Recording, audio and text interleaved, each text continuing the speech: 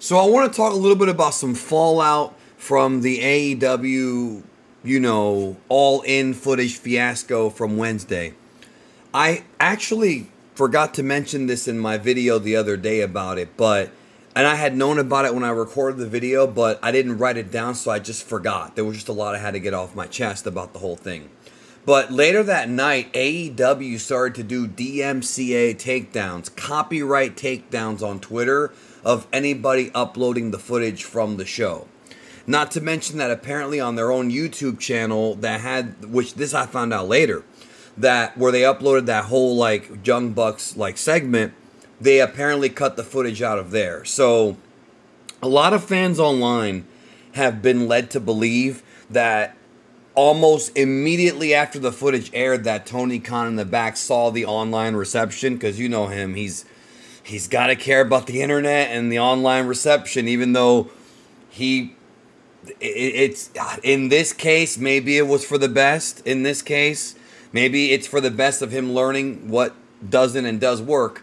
And apparently, this is what people are saying, that AEW's lawyers were purposely trying to get rid of the footage because the footage that they aired on their television, they volunteered to air it, was making the company look bad. Now, yeah, it was making the company look bad. I haven't seen a single person online. And I want you to understand, I don't listen to a lot of like AEW exclusive people on YouTube. In fact, I listen to none. I like to listen to people on YouTube when it comes to wrestling stuff. Very small number. Not usually the guys that are the big ones, but the ones that cover everything, the whole business. There's a lot of AEW fans. The only one I'm even familiar with, who I mentioned in the previous video, was Tranquilo Club.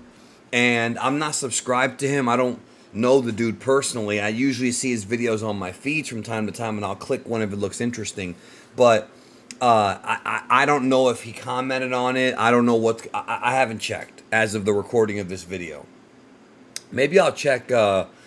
My birthday's this weekend, so maybe I'll check after my birthday passes, because I'll be busy. But so people are saying that AEW was already regretting doing it. But instead of just taking the shot to the jaw and just moving on, they decided to go around and DMCA people. Now, yes, as far as we know, that's their footage. As far as we know, even though I think the footage might actually belong to the UK, because it was security cam footage from Wembley. But I don't know how that works. Okay, I'm not an expert on that. But excuse me. The footage was getting copyright claimed. Yes, it is their footage, but AEW, to my knowledge, has not gone on Twitter and DMCA'd any other videos in its previous, like, 5-year history. In fact, a few months ago, somebody uploaded the entire 2-hour episode, first episode of Dynamite from 2019.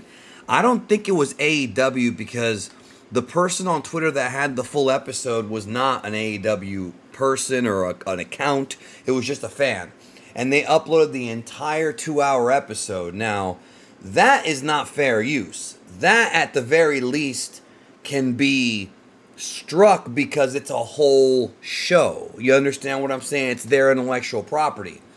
The footage, while it may be their intellectual property, was so short, and people were actually making parodies of it, adding funny music to it. They were even adding the footage to the CM Punk Helwani interview. In fact, Ariel Helwani himself had actually uploaded the Punk talkie on the top, and on the bottom of the like little screen was the security cam footage to match it up. They struck that too. Listen, I've been doing YouTube for straight up 9 years, and I will tell you that it's very frowned upon in this community, in the YouTube space or in the online creator space, to copyright strike people that are your own fans. There have been situations in the past on my main channel, Geekdom 101, where people have done reactions to videos I've done where it's actually popped up, hey, this could be a copyright violation. And then what I would do is I would checked the video and it was like, oh, this guy's just a supporter of my channel doing a reaction. I'm not going to strike this guy. But what I did do, which is the right thing to do, is I left a comment saying, hey man, be really careful with your reactions. YouTube is picking up on them with the copyright tool. I was letting him know that because if he was reacting to other creator stuff, which he was, other creators might not be so open-minded. It's frowned upon to copyright claim your fans, especially since I'm not sure how it works on Twitter, but that may actually lead to a suspension of an account. And if you get one of your own fans suspended from Twitter, I don't know, man. But then again, the folks posting it might not have actually been fans. It may have just been people that disliked it. But there were plenty of AEW fans who I know were diehards, and even they were criticizing Tony Khan on Twitter. So the ratings came out, and the segment with the Young Bucks grew, and the show did, I think, their highest ratings in about 3 months. Nowhere near what they were doing in early 2022, nowhere near what they were doing in 2021 when Punk was there, or even what they were doing for some of their bigger shows last year. You know, 800,000 viewers is not a terrible number by any means, and if the television station Turner Broadcasting is happy with it, okay. But it's below what TNA used to do, even going back to when TNA was a joke in like 2011, 2012, and it's not what I think AEW was hoping for. If you're going to do a publicity stunt at any point when it comes to television, it has to be worth it because you're going to get some slack just for doing it. It's kind of like being a very bad clickbaiter. It's the same idea. And AEW has done the Tony Khan's a big announcement, has played that card to the point where it became a meme. And this is, while not the same thing because the Young Bucks were used as a proxy, it's a similar idea where they're going to have a big, you know, sort of seminal event on their television show that's going to draw eyeballs. And it did. But all that says, which is what I said in my video 4 or 5 days ago. All that says is that CM Punk is the biggest draw on your television and that you have no stars that you've gotten over. And that's really, really weird because they do have stars. That's what's weird about this. Okada, Will Ospreay, and Mercedes Moné, Sasha Banks recently signed for big money deals. So far, and we'll see where the rest of the year takes us, but so far they have not meant an uptick in the viewership. So it just goes to show that paying top dollar for talent, and those are 3 very talented people, let me tell you. Paying top dollar for talent might not always work the way that you want it to if you don't book them right. And what's really weird is that now in 2024, the 2 top baby faces in WWE are 2 guys that AEW had 3 years ago, both under their umbrella. Cody Rhodes and CM Punk. Jey Uso, Sami Zayn, Kevin Owens, Rey Mysterio, all these guys are over as baby faces. WWE's done a great job getting baby faces over. No argument there. But Punk and Cody are the biggest merch pushers. Well, LA Knight's in there too. That's a good homegrown guy. Even though he's not really homegrown because he was in Impact, like, you know, he worked NWA. He's been in several different companies, but nevertheless, the point I'm trying to make is that these 3 talents, which are talent, and Sasha Banks was a proven ratings draw just a few years ago for WWE, did not mean anything for the rating. Now the way it looks is AEW has its own fans turning on them. I will just say this.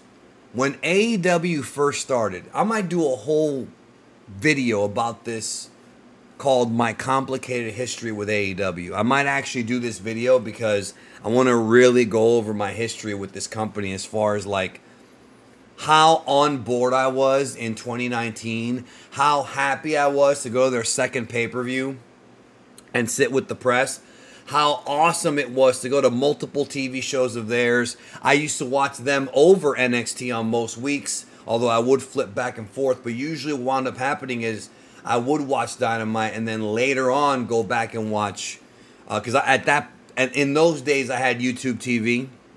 So I would just have that like recording NXT with their built-in DVR feature, and then go back and like watch it. You know, that's what I used to do. And then the pandemic happened in 2020 and wrestling kind of sucked, even though I will tell you AEW was better in the pandemic, I felt.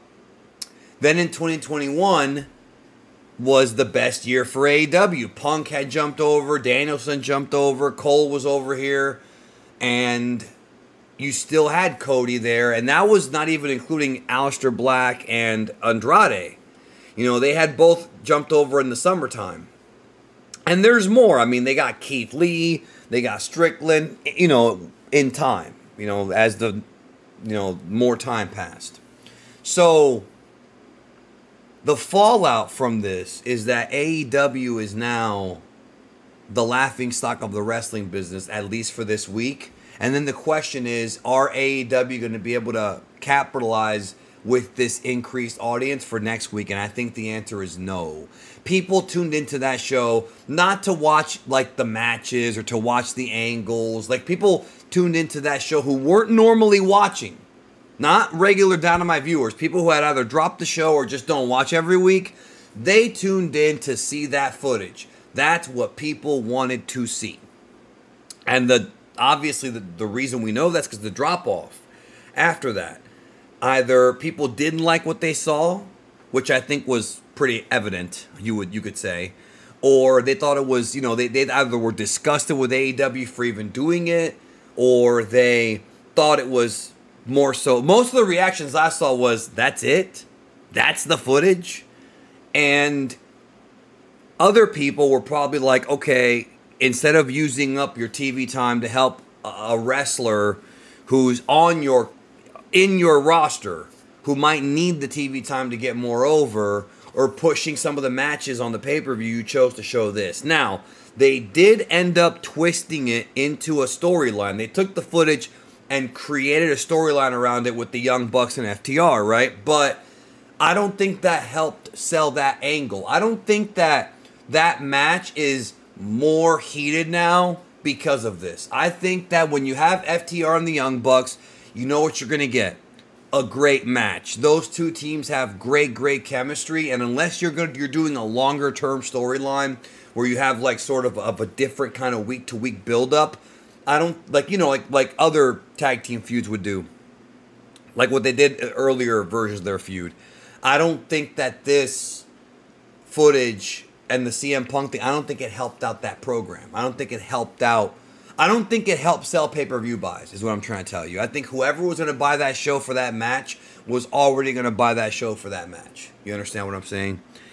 But now, I can tell you that I've never seen so much negativity. Even AEW defenders and fans are turning on them, and people are saying, well, this is a finger poke of moment type of situation. And I've seen some people even say that they think AEW is shutting down. AEW is not shutting down. I'm telling you that right now. As long as Tony Khan has a passion for wrestling and wants to put on these shows, they could lose money for another 5 to 10 years because this family's got a lot of it. And unless he says, I'm done, they will continue to lose money. People have to understand how much money that family has. AEW, All Elite Wrestling LLC, can lose money for the next 10 years, and that family is so wealthy, the Khan family, that their other ventures, like the bumper company that Shad Khan owns, and like the football teams they have, both American football with the Jacksonville Jaguars and soccer British Premier League teams, they make so much more money back. AEW could lose money, and it's a tax write-off. So as long as so what I'm trying to say is, this is why CM Punk said it's not run like a business, because what he means is they might not be in it to make a profit because they have so much money anyways. It's almost like what TNA was for all those years. TNA for a long time was losing money, right? But the parent company, Panda Energy, was so wealthy, the Carter family was so wealthy that the subsidiary's losing money, but the parent company's so rich it doesn't even matter. It's a write-off. And so it becomes more like literally a toy, like people have said about Tony Khan and AEW. You know what I mean? It becomes just a toy because I'm super rich. It's kind of like how, because we're talking about billions here. So just imagine, let's simplify this for just a minute. Let's say, and we're going to really simplify this.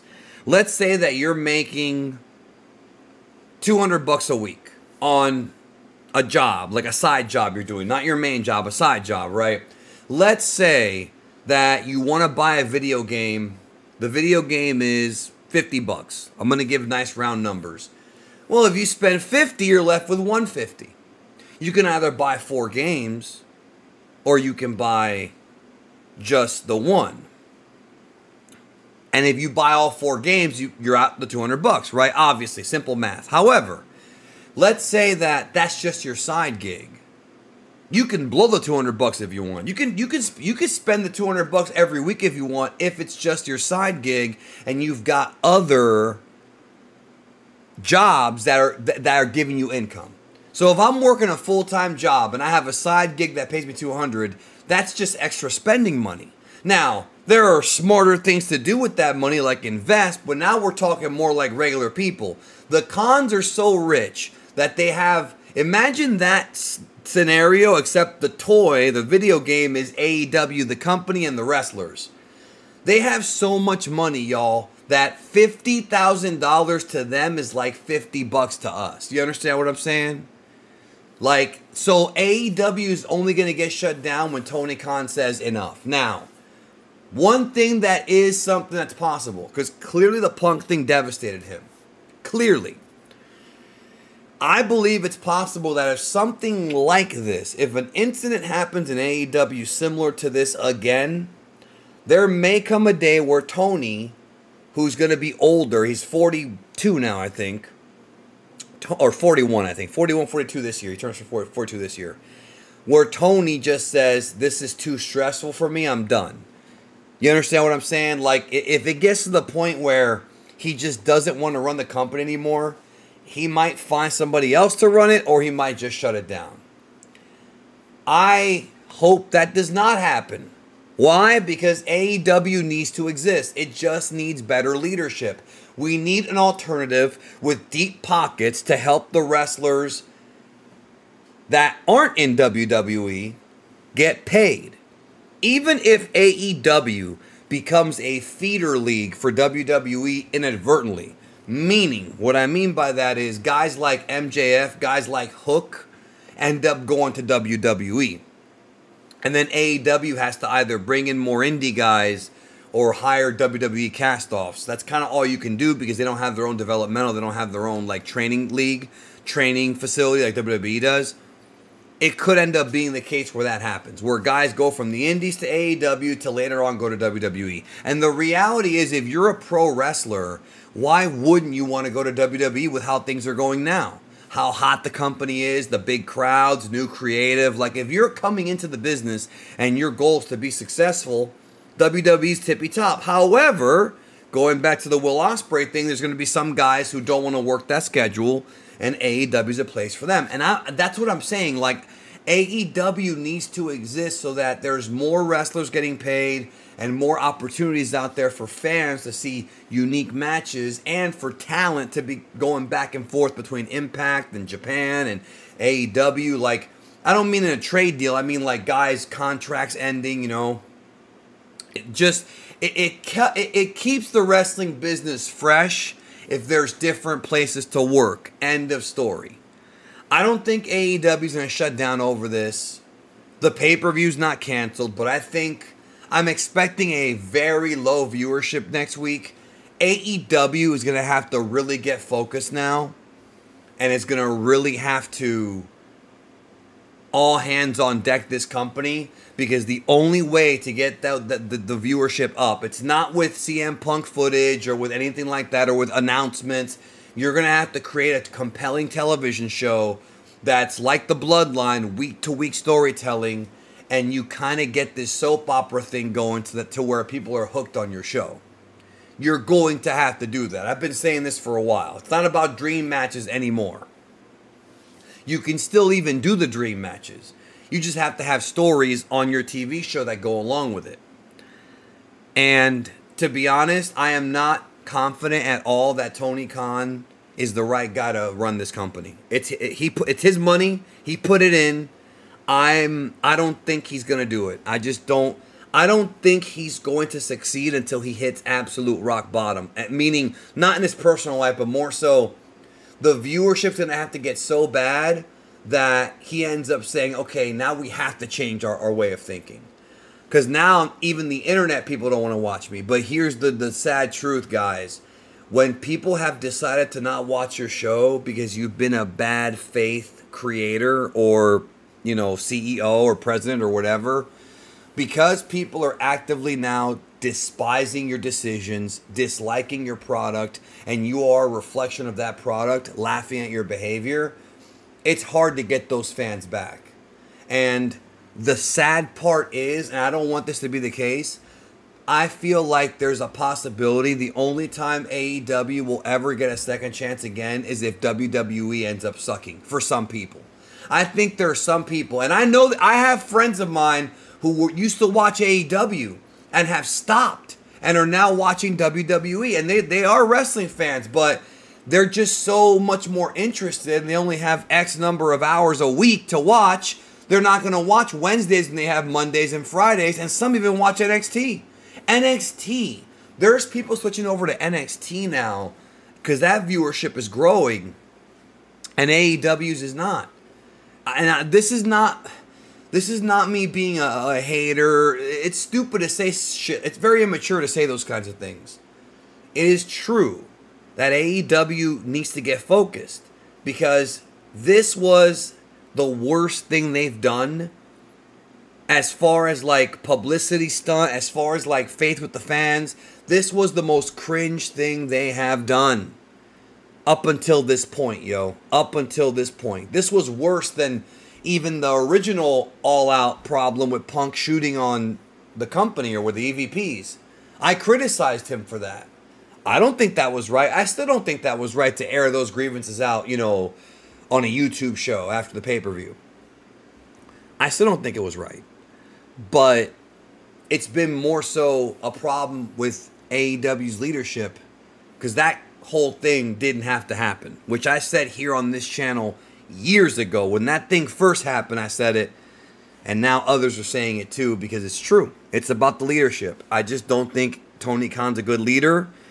I think it would show leadership if he stepped away and put somebody else in charge, but he's not going to do that. It's not going to get through to him. So AEW will continue until he decides no more. That could be in 5 years, 10 years, 15, 20. I don't know. I hope it stays around though so guys can get paid.